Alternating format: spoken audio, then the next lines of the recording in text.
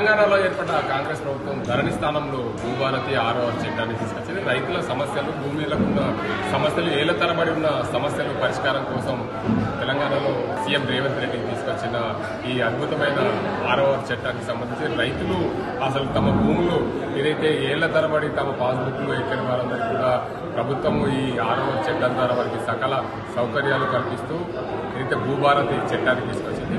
రాష్ట్ర వ్యాప్తంగా ఏదైతే రెవెన్యూ సదస్సులు నిర్వహిస్తుంది జూన్ 3 నుండి జూన్ 14 వరకు. మొత్తంగా ఈ వారం రోజుల పాటు ఏదైతే రెవెన్యూ సదస్సులో ప్రజల భూములకు సంబంధించిన సమస్యల పరిష్కారం ప్రతి గ్రామంలో సదస్సులు నిర్వహిస్తున్నారు. మన నిజామాబాద్ జిల్లా డిచ్పల్లి మండలం బడ్డీపూర్ గ్రామంలో ఉన్న డిచ్పల్లి తహసీల్దార్ సతీష్ రెడ్డి ఉన్నారు.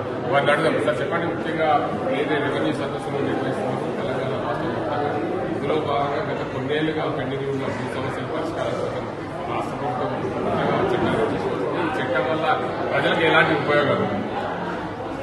నమస్కారం అండి. కలెక్టర్ ఆదేశాల మేరకు నిజామాబాద్ జిల్లా డిచ్పల్లి మండలంలో ఈ నెల 3వ తారీఖు నుంచి 20వ తారీఖు వరకు అన్ని గ్రామాలలో రెవెన్యూ సదస్సులు నిర్వహించాలని ఆదేశించారు. దాంట్లో భాగంగా ఈరోజు 4వ రోజు బర్దిపూర్ గ్రామంలో రెవెన్యూ సదస్సులు నిర్వహించడం జరుగుతుంది. దీంట్లో భాగంగా ప్రజల నుంచి అనూహ్యమైన స్పందన కూడా ఉందండి. నిన్న మేము మెండేపల్లి గ్రామంలో రెవెన్యూ సదస్సులు నిర్వహిస్తాం. సుమారుగా 315 దరఖాస్తులు రావడం జరిగింది వివిధ సమస్యల ద్వారా. అందులో పిఓటీ ఉన్నాయి, సాదా బైనామా ఉన్నాయి, అప్పీల్ కేసెస్ ఆర్డీఓ లెవెల్లో జరిగే అప్పీల్ కేసెస్కి సంబంధించిన దరఖాస్తులు కూడా రావడం జరిగింది. ఈ అప్పీల్ కేసెస్ అనేది గతంలో ధరణిలో లేకుండే ఈ కొత్త చట్టం ద్వారా భూభారతి కొత్త చట్టంలో అప్పీల్ చేసుకునే అంటే ఏదైనా రైతు సమస్య వచ్చినప్పుడు దాన్ని పరిష్కరించడానికి గతంలో అవకాశం లేకుండా అది ఖచ్చితంగా మేము కోర్టుకోండి అని చెప్పే అవకాశం ఉండే. కానీ ఇప్పుడు ప్రతి రైతు కోర్టును ఆశ్రయించాలంటే కష్టమైన పని అనే ఉద్దేశంతో అప్పీల్ చేసుకునే అవకాశం ఆర్డీఓ లెవెల్లో ఇచ్చింది. ఆర్డీఓ గారు జడ్జిమెంట్ ఇచ్చిన తర్వాత నచ్చని వాళ్ళు ఎవరైనా ఉంటే కలెక్టర్ గారి వద్ద కూడా అప్పీల్ చేసుకునే ఆప్షన్ ఉంది. కలెక్టర్ గారి జడ్జిమెంట్ నచ్చినప్పుడు ట్రిబ్యునల్లో చేసుకునే ఆప్షన్ కూడా ఉంది. ఇంకా అంటే రైతులకు కోర్టుల చుట్టూ కోర్టుకు వెళ్ళి సమస్యల పరిష్కారం కోసం కోర్టుకు వెళ్ళే అవసరం లేకుండా అందుబాటులోకి తీసుకురావడం జరిగింది. దీంట్లో చాలా వరకు సమస్యలు పరిష్కారం అయ్యే అవకాశం ఉండొచ్చు. ప్రధానంగా వచ్చి రైతుల సమస్యలు పరిష్కారం కావాలంటే అప్పీల్ చేసుకోవాలి. అనగా ఆర్డీఓ స్థాయి, రైతు స్థాయి, కలెక్టర్ స్థాయి ఈ 2 వ్యవధిలో ఎంత సమయం పట్టే అవకాశం? దాంట్లో కూడా అప్పీల్ పీరియడ్ కూడా ప్రపోజ్ చేయడం జరుగుతుంది. అప్పీల్ పీరియడ్ లోపల ఖచ్చితంగా డిస్పోజ్ చేయాల్సిన అవసరం ఉంటుంది. కోర్టులో పీరియడ్ అనేది ఉండదు, కంటిన్యూషన్ నోటీసులు ఇవ్వడం జరుగుతుంది.